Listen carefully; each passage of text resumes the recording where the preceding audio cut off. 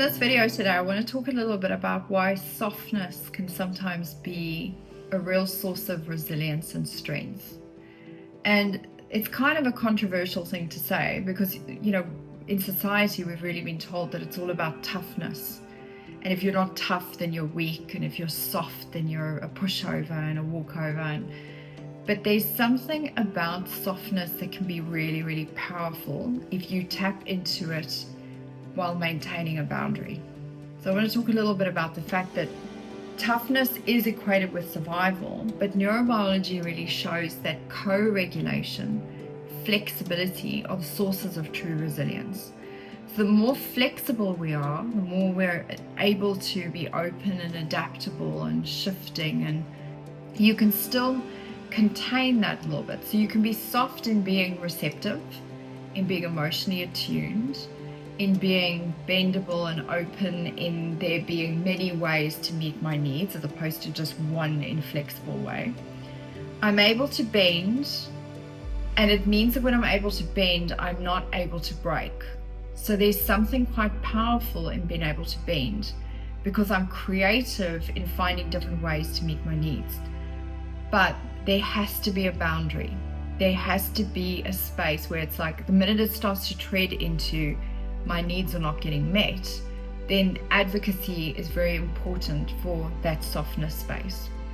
So overgiving, hyper independence, all those kind of frames are actually signs of immense draining of vitality. When we're just running around doing things for other people all the time, or very rigid in our approach, it can drain a lot of energy. And being kind of a little bit more flexible, a bit more bendy, we find different ways to get the job done.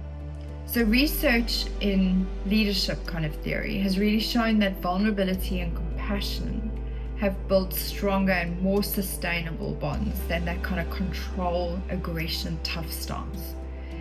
So for example, let me give you an example of how softness can be really powerful. Is if you're in a corporate environment and there's a particular issue on a project where, we have to find a way to get this project to this deadline.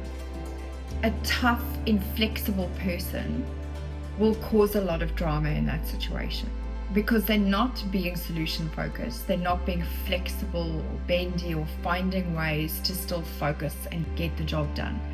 They're not soft enough to listen to what are the clues and what are the ways in which we can kind of adapt and adjust and do things. They just have this one rigid and very controlled way of doing it. That doesn't always produce a result. When I was a project manager, one of the most effective routes was to kind of just keep your ear on the ground, listen, be observant, be aware, and kind of change tack as things start to the deadline starts to loom and, it starts to shift things as the changing tack starts to happen. And by doing this kind of in a softer way, we almost always hit the deadline because we were bending as the system was bending.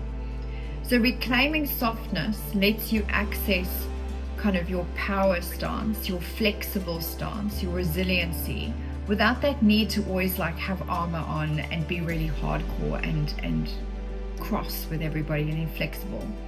This way you conserve your energy and you connect more deeply with the people, and that's really the foundation for growth as well, is to connect deeper with people, have that flexibility so that we have more support in getting the job done. So softness, it's not always a weakness. It can really be a strength. And I hope that that's helpful for today.